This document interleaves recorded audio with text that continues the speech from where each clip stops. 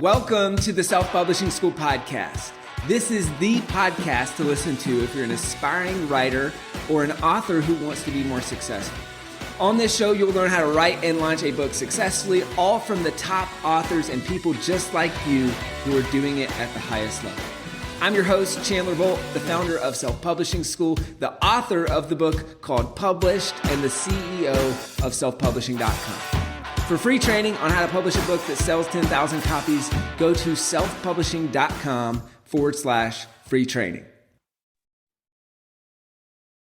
Hey, Chandler Bolt here, and joining me today is Jonah Berger. Jonah is a professor at the Wharton School at University of Pennsylvania. He's also the international best-selling author of the book Contagious. Maybe you've heard of it, Why Things Catch On. If you're watching on the YouTube channel, you can see the orange cover on the top left. And then also the book Invisible Influence. Again, if you're watching on the YouTube channel, you can see that blue cover, Invisible Influence. And then his most recent book, The Catalyst, How to Change Anyone's Mind. His books have sold over 1 million copies and are in print in over 35 countries. I've probably talked about his book Contagious to tens of thousands of people on webinars and trainings and all that when we talk about increasing the viral coefficient of your book. How do you turn one book sale into many book sales? So who better to break it down and just go behind the scenes on his journey and all that than the man himself. So Jonah, welcome. Great to have you here. Thanks so much for having me. Yeah. So I guess for starters, why books? This is like a big part of your brand, your business, your life. Why books? Yeah. When I was in college, my grandmothers often do, recommended a book to me called The Tipping Point. Many of you are probably familiar with that book. It's one of Malcolm Gladwell's first books, and some would say his most famous book. Others like different books, but that book certainly very much changed my life. So at the time, I was interested in social psychology. I was interested in marketing. I was interested in some related things, but I didn't really understand how they fit together. And that book sort of crystallized for me how these different disciplines could come together and really shed light on an interdisciplinary topic of why things become popular. And so I read that book. I designed a major in college to mix social psychology and sociology of networks and marketing, and really started trying to study academically why things become popular. Gladwell's book is a great book. It brings together some disparate streams of research, but there really hadn't been a lot of academic work in that space. And so really tried to start doing research in that space. A professor just come to Stanford by the name of Chip Heath, who you guys may be familiar with, who wrote Made to Stick and Decisive and a number of other books. Started working with him on why urban legends become popular, and sort of started my academic career in the space, doing very much academic research. And I always thought, wouldn't it be neat one day, once I'd actually done some academic research, to be able to write a book about it. And so I sort of shelved that in the back of my mind and went through an academic career. I did a PhD at Stanford in marketing. I started teaching at the Wharton School in marketing.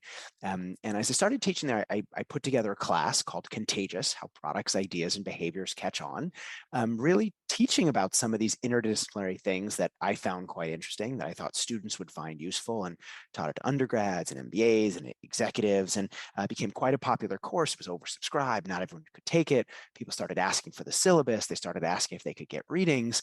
And some people started saying, these readings you're giving, they're interesting, but isn't there a more dynamic, accessible way to get the course? And I started thinking, interesting. I wonder if this could be something beyond a course I teach and could be something like a book. And so that's really what started the journey for me. I wasn't thinking I'll be an author. I wasn't thinking I'm a writer. I don't see myself as a writer, but was just wanted to enable more people to access this content and these ideas beyond the folks that could take the class or happen to be able to get in the room if it was available. And so books were sort of just a way to take the ideas and introduce them to a larger audience. I love that. You're touching on a couple of concepts that we believe in, which is, one, books change lives, right? They change the lives of readers, but also authors. Yeah, changed my life for sure. Yeah. Me too. And then you talked about this of scaling beyond the classroom, which is, you can kind of see the sign above my head. We talk about leveraged impact, the ability to crystallize your work into a book, and then that book goes on to impact thousands, tens of thousands maybe even millions of people, right? And as your books have done. And it's interesting even to see, like, I'm on your Amazon page with all of your books, and the customers also bought Malcolm Gladwell, a big part of your story, Dan Heath, Chip Heath. So it's Yeah. just fun to see the crossover there. Yeah, That's really certainly. interesting. Yeah. So tell me, so your first book was kind of your, or at least that I know of, was the breakout book with Contagious, and that you just talked about. And I mean, just has done really well. And it's kind of a meta example of, the book Contagious talks about why things catch on. Why do you think that book caught on? I remember I was fortunate enough to have an article come out around when the book was released. It was a Peace and Fast company, and it sort of was sort of talking about the research I had done and sort of the book coming out. And there was a note at the end that said, if he knows about why things catch on and his book doesn't catch on, it'll be a failure. Doesn't make the New York Times, list. It'll best book list or bestsellers list. It'll be a failure. And so I very much felt like, oh man, I hope this book does well. In thinking about why the book did well, I think there are a few reasons. So one, I think it solved a problem that many people had. In startup land, people often talk about vitamins and painkillers. So they talk about, is a certain app, is a certain product, is it a vitamin or a painkiller? And what do they mean by that? Well, a vitamin is a nice to have. It would be great to have this. I know I should be taking my vitamins, but I don't need to take my vitamins. Whereas a painkiller, like if I'm in pain, I'm going to go reach for that ibuprofen. I'm going to go reach for that Tylenol. It's not just a nice to have, it's a need to have. And so they talk a lot about, how can you make sure your product is a need to have, is a painkiller, or find the set of consumers for which it is a painkiller. And so I think the same is true when it comes to books. I think often authors write about what they know about. And that's a good thing. And there are different goals one can have for writing about a book. And certainly writing about something that you know about is good because you know about it. And so you have something to say. That said, there may be things you know about that not a lot of other people are interested in. And so one question I think as an author or as anyone, as we talk a lot in marketing being customer focused, who is that customer and what does that customer need? Because if you're writing a book for yourself, then write it about whatever topic you want, right? Because it's for you. It's in some sense an opportunity for you to express your ideas and put them down on a page. If on the other hand, you're hoping that people will buy the book, well, then you need to think a little bit about, well, who are those people, right? Who is that customer? What does that customer need? And why would that customer want to buy this book? And so that gets back to the ideas of vitamins and painkillers. And I think, Contagious was very fortunate to come out at a time. I mean, I didn't write Contagious about social media. Sometimes people think, oh, it's about things going viral on the internet. And it's really about people sharing things, whether online or off. But it came along at a fortunate time where social media was getting more and more attention. Brands were realizing, wow, word of mouth has been around forever, but I can see it online. I can see people talking about my product and service. And so maybe I should start thinking about word of mouth and not only thinking about it, but how do I get more of it? And so it started to become more and more clear that word of mouth mattered, right? Now we all realize word of mouth matters, but it's less clear how to get it. And I think that's really where Contagious was a painkiller, right? It came in and said, look, you have a problem. You're a small business, you're a large business, you're a for-profit, you're a nonprofit. You want to grow, you want to get more customers, you want to sell more stuff, or even get your ideas to catch on. To do that, you don't have to have a big advertising budget. You don't have to, be a multi-million-dollar company. You just have to get those customers to talk and share. But how do you do that? That's a problem lots of people have. And so Contagious, I think, was a tool that helped solve that problem. And I think that's one reason why it was so successful. Mm. And how did you use kind of some of the principles that you talk about in the book to launch and market the book? All sorts of different principles from the book. So, the book talks a lot about social currency. So there's a framework, six key steps that drive people to talk and share. And S.T.E.P.S is an acronym. It stands for social currency, triggers, emotion is the E, public is the first P, practical value is the second P, and stories is the second S. And so I thought a lot about that framework and the ideas of the book when marketing it, right? So social currency is all about the idea that the better something makes us look, the more likely we are to talk about it and share it, right? If something makes us look cool, smart, and in the know, we pass it along. If it doesn't, we don't. And so I said, okay, well, how can there be some sort of facts and stories from the book that will travel because they make the people talking about them look good? So there's, we tend to think that all word of mouth is online, and indeed a chunk of it is, but a big chunk of word of mouth is actually offline. And when I wrote the book, around 7% of all word of mouth is online. That number's gone up recently, but it's still not as high as one might think. But that's a fact when people hear it, they go, oh my God, well, only 7% is online. Most of word of mouth is offline. I didn't realize that. That's something people want to share because it makes them look knowledgeable, but hopefully it carries that book along for the ride. People say, where did you learn that? And they mention the book potentially. Triggers is all about the idea of something's top of mind, it's tip of tongue. How can you link your product or idea to something in the environment? And so book's all about spreading ideas. Came out in March, which is cold and flu season. So we made some little orange tissues, which orange is the color of the book, that said, don't you wish your ideas were this contagious? And I would hand them out at events where I would do speaking. And so those are just a couple examples, but we thought a lot about how can we take the ideas of the book and apply them to marketing the book. And the publisher was also very nice to be willing to sort of play around with some of these ideas and give me some leeway in sort of thinking about how to market it effectively. Got it. So you kind of talk about this concept of a viral coefficient in the book. Can you explain what that is for people who don't know? And it sounds like that's kind of exactly what you were alluding to is it sounds like you were really intentional about crafting the book in a way that it would be shareable and that in a way Yes. that viral coefficient would be higher. So can you maybe Yeah, explain what that is and how you did it? sure. We all see things that catch on, products, services, and ideas. They're books that become popular, movies that are blockbusters, apps that, get a lot of attention. One question is why? It's not random. It's not luck. It's not chance. There's really a science behind it. And as you talked about, some things are more likely to be shared. And what does that mean? Well, rather than having to spend advertising, paid media to get people to find out you exist, right? To pay to put your message in front of them. The benefit of earned media, word of mouth, is that people can share your stuff for free, right? If someone mentions your book or your product to a friend or colleague, you don't have to pay for that to happen. And so that allows you to go get a lot larger spread of your ideas with a lot lower budget.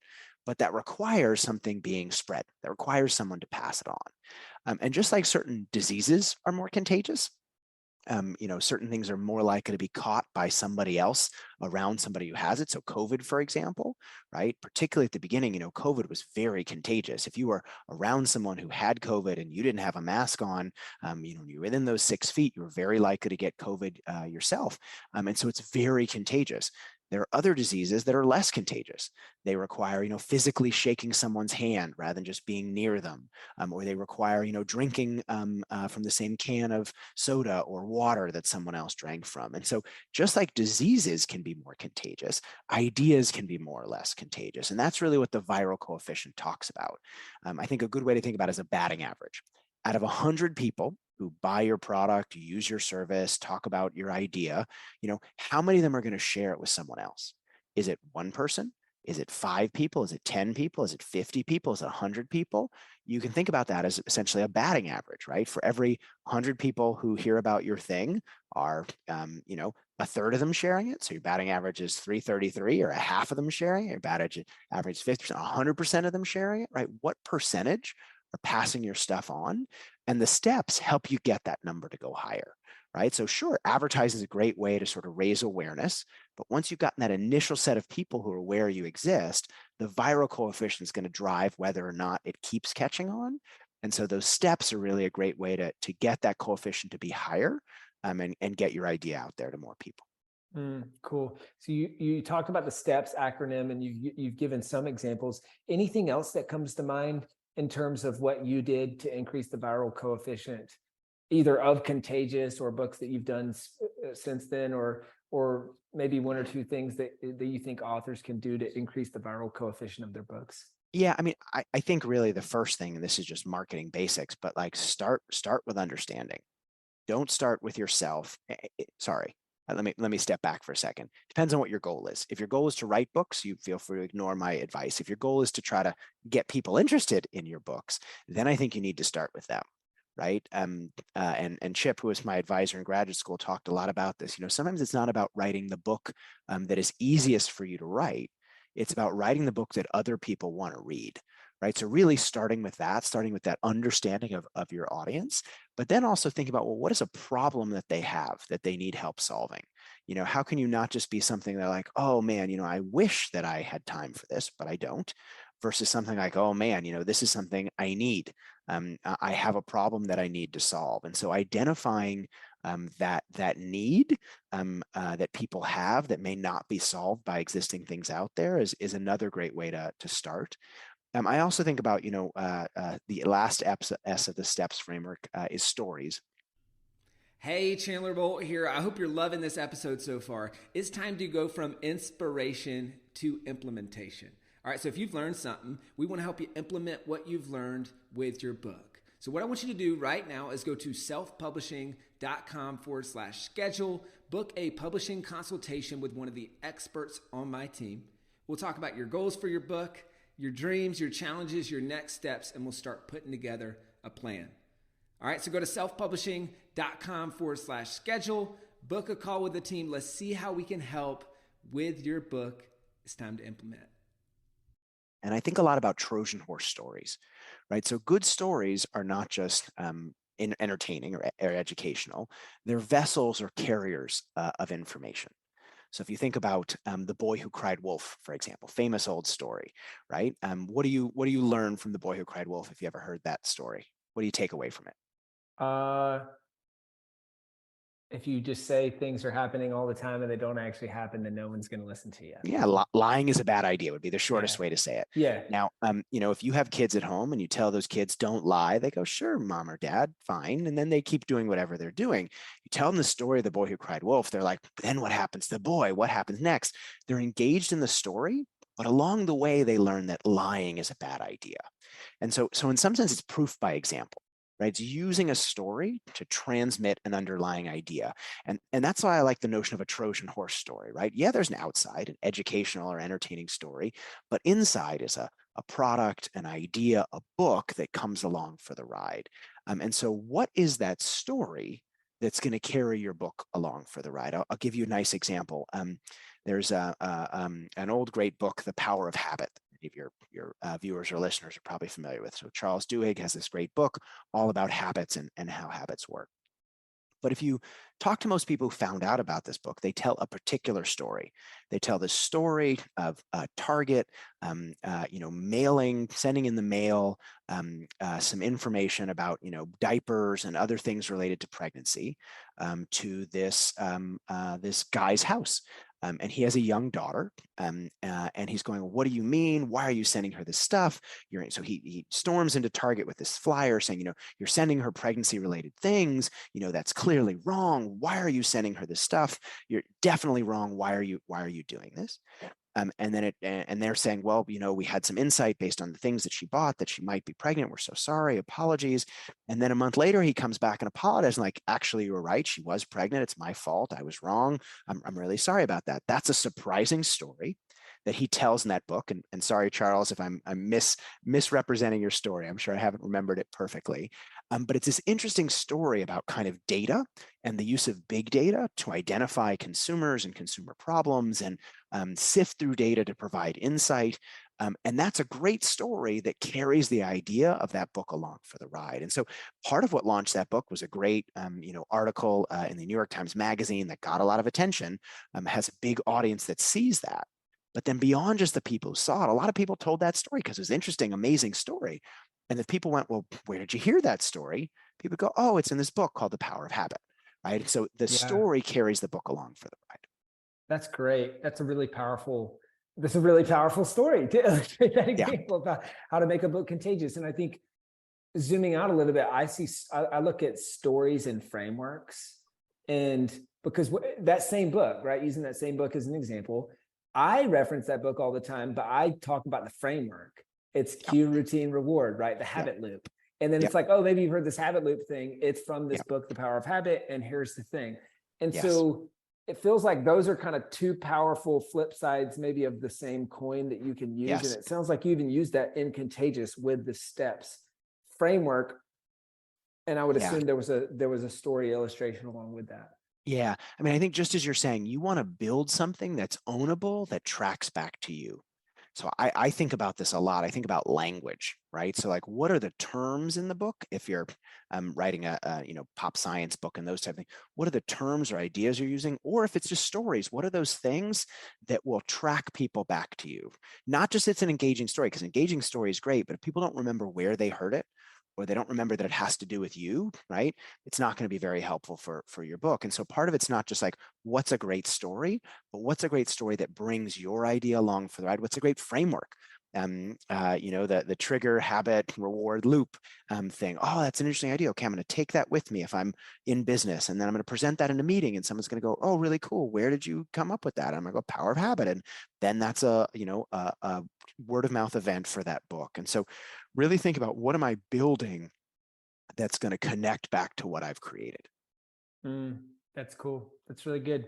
One last thing I'd maybe share on the viral coefficient, and then if you have anything else you want to share on Yeah. that, and then we can move on to some other things, is a buddy of mine, Hal Elrod, wrote a book called The Miracle Morning, and Okay. he references you. And one thing that he did in his book that he's a big believer in is just having some sort of actionable challenge Yeah. with a partner. Yeah. And so you need an accountability partner. And for him, it's Yes. the Miracle Morning Challenge for whatever it is, 7 days, 30 days, and then building that accountability into the book. And then also building shareability of like, Yes. all right, you want to go implement this. Here's an action step. Share this book with someone so that Yep. they can hold you accountable. And then now you're increasing that viral coefficient. Yeah. And I really like, but there are two pieces I heard of what you said, right? One is a challenge, but notice that's just a personal challenge. Maybe nobody hears about it, right? So this gets into the idea of public that I talk about in the book, the second P, or sorry, the first P. But like, you may have a toothbrush that you use all the time, right? You use it every day, maybe even twice a day, but nobody knows what toothbrush you use because it's in your house, in your bathroom, in your cabinet. Right? Whereas if you wear a certain pair of sunglasses, or you wear a certain pair of shoes, or you drive a certain car, other people see it. Because they see you doing it, they can use it as a source of information. And so too often things are private. To help them spread, we need to make them public. We need to make them more observable. And so I love that idea of sort of an accountability partner, where now you've taken something that might just be private, me doing a challenge, and you've made it public. Right now, I have to talk to somebody else about it.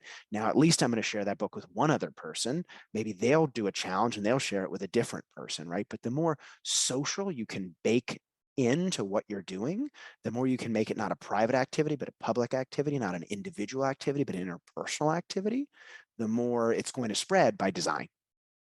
That's really great. That's awesome.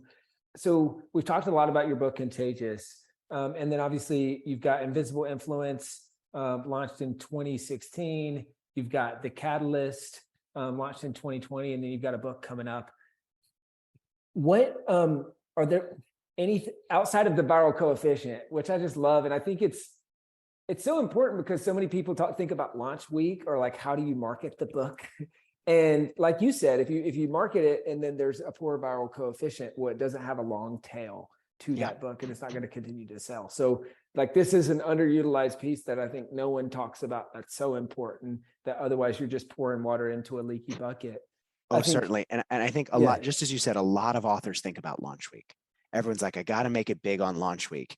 And I remember before Contagious came out, I was talking to Chip and I think someone else, and they were mentioning how like Made to Stick was still selling thousands of copies a year, like, I don't know, 5-7 years after it came out. And I was like, that's the goal, right? The goal is not just to have people love your book when it comes out and then it disappears, but like, how can you be selling hundreds, if not thousands of copies years after it comes out? And, we're sitting here in 2022 at the moment, which is 9 years after Contagious came out, and it's still selling close to 1,000 copies a month. And so that's what makes me proudest. Like, the launch week was good, and it wasn't as good as maybe some other books. It was pretty good, but we're still selling 1,000 copies almost a month over almost 10 years later. And so that suggests something about the power of the ideas, and really thinking about that long tail, and that is it going to last? Yeah, that's great. You talked about the launch week a little bit. Was there 2 or 3 things that worked well? And this could be the launch week of Contagious. This even could be launch weeks on books since then. Anything you recommend?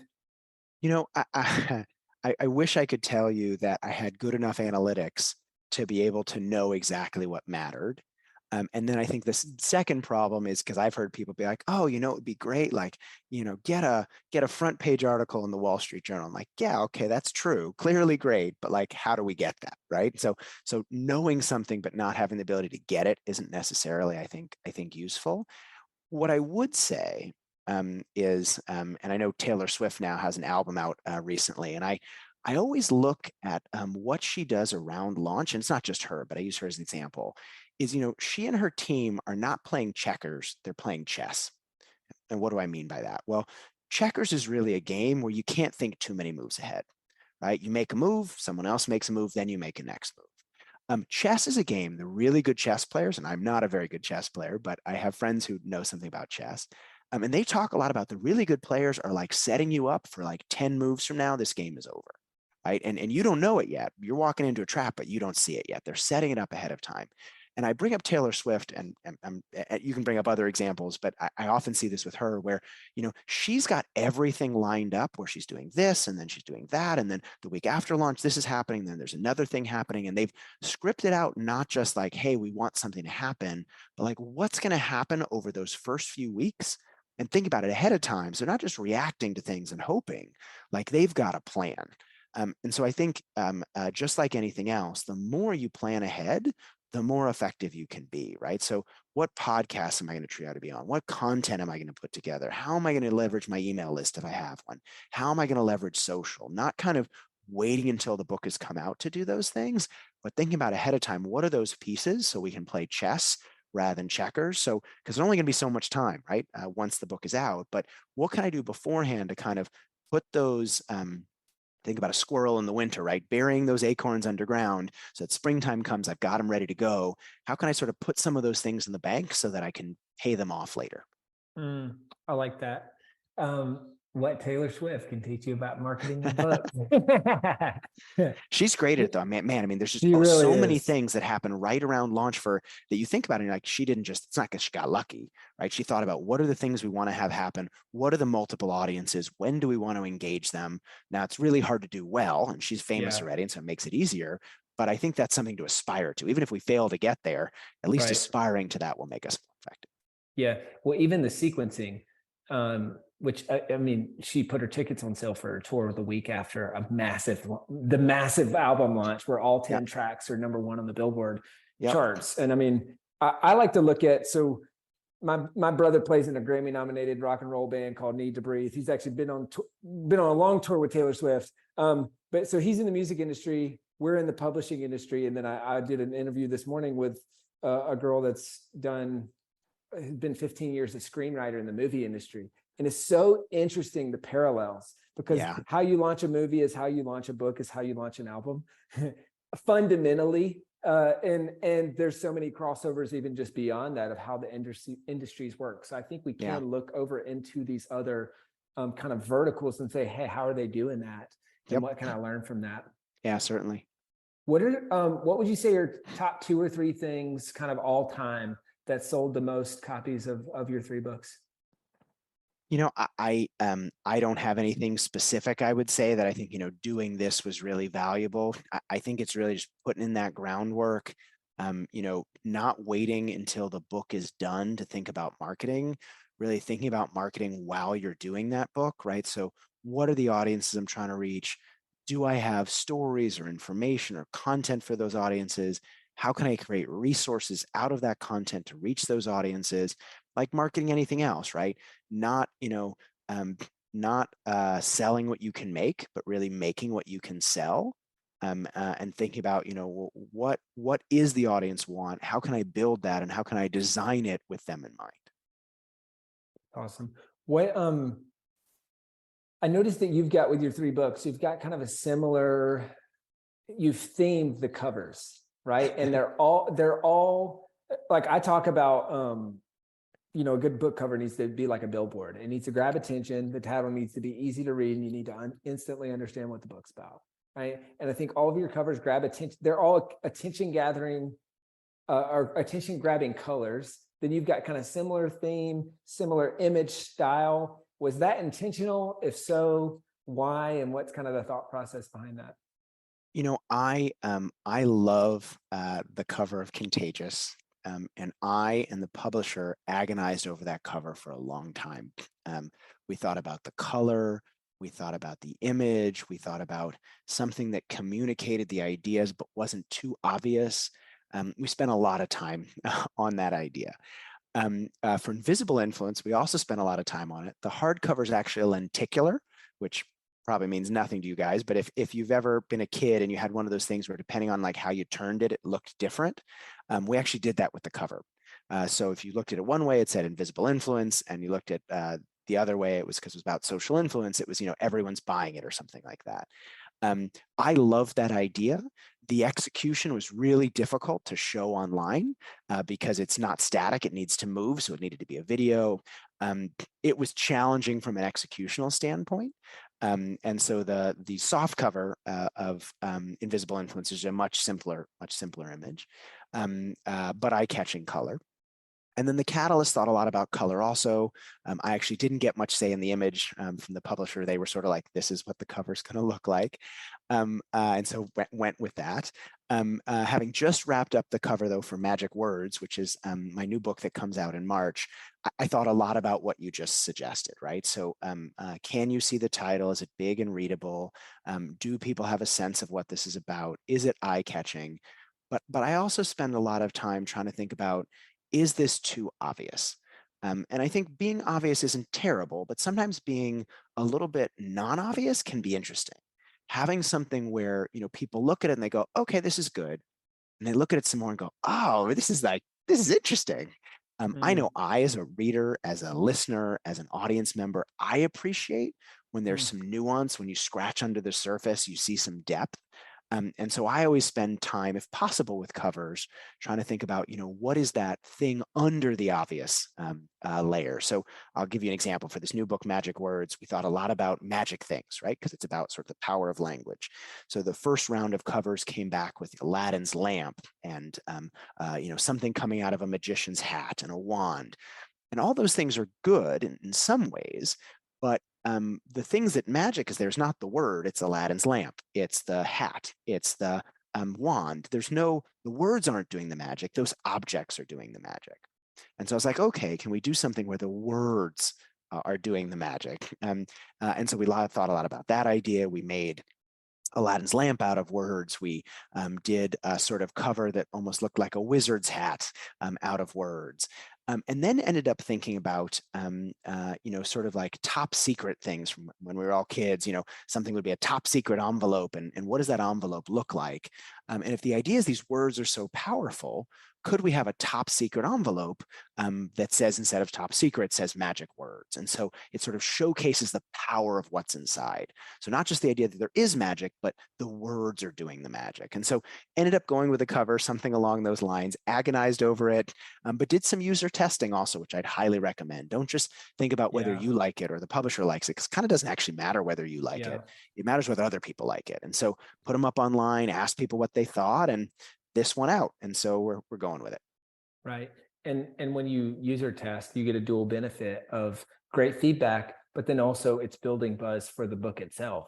It's kind of like, to take from the movie world, it's the behind the scenes red carpet tour, and people are feeling involved. Now they're involved in the creation of this thing. I'm compelled to purchase it on launch week when it comes out. Hey, we're running out of time, and I got probably two more questions. Okay. The Catalyst, from what I can see on the Amazon date, looks like it came out like 5 days before COVID. It had a big competitor. Big competitor. Yeah. A Contagion that was competing for attention. How did you navigate that? And any lessons learned from launching a book? Don't launch a book at the beginning of pandemic. Contagious did very well. Invisible Influence was an easy book to write.